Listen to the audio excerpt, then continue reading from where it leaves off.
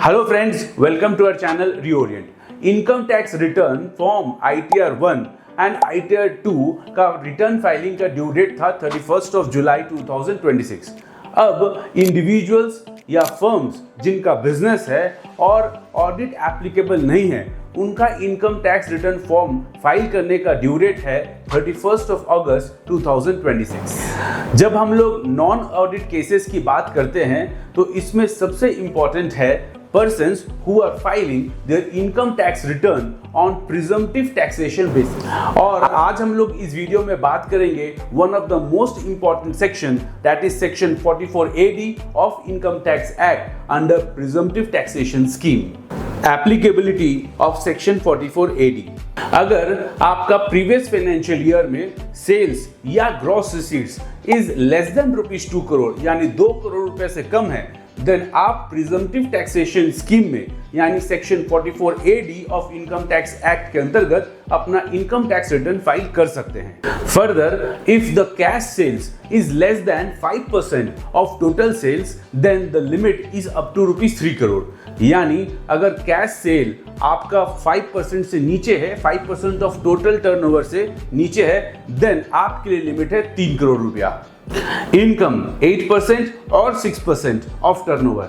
Income to be considered 8% of turnover or some higher than 8%. यानी आपका minimum 8% income माना जाएगा ऑफ टर्नओवर। और अगर आप क्लेम करते हैं कि आपका प्रॉफिट 8% से ज्यादा है, देन आप उस इनकम को कंसीडर कर सकते हैं एंड ऑफर कर सकते हैं फॉर टैक्सेशन। हाउएवर 6% इनकम माना जाएगा ऑफ टर्नओवर अगर आपका सेल्स बैंकिंग चैनल के थ्रू हुआ है। तो अगर आपका बैंकिंग चैनल के थ्रू टर्नओवर हुआ है, देन इनकम माना जाएगा 6% ऑफ टोटल टर्नओवर। अगर कैश ट्रांजैक्शन के थ्रू सेल्स हुआ है, देन इनकम माना जाएगा 8% ऑफ टोटल टर्नओवर।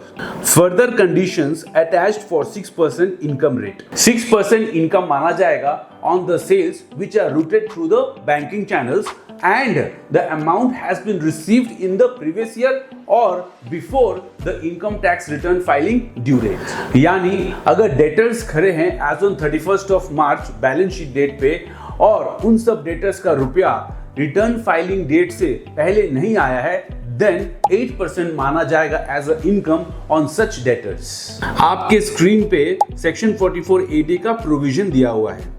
यहाँ पे जो बॉक्स हाईलाइट किया हुआ है उसको अगर आप देखते हैं ध्यान से तो उसमें लिखा है the word 6% had been substituted in respect of the amount of total turnover or gross receipts which is received by an account pay check or an account pay bank draft or use of electronic clearing system through a bank account or through such other electronic mode as may be prescribed during the previous year or before the due date specified in subsection 1 of section 139 in respect of that previous year।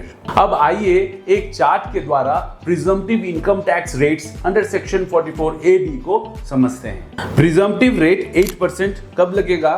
Applicable to all turnovers or gross receipts that do not qualify for concessional rates। Presumptive rate 6% कब लगेगा? Applicable where the amount is received through prescribed banking modes during previous year or on or before the due date of filing the income tax return। Hope ये छोटा सा content video आपको informative लगा होगा। अगर अच्छा लगा देन आप इसे शेयर करें और हमारे चैनल को सब्सक्राइब भी करें।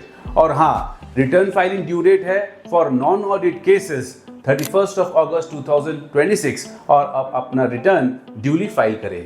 धन्यवाद।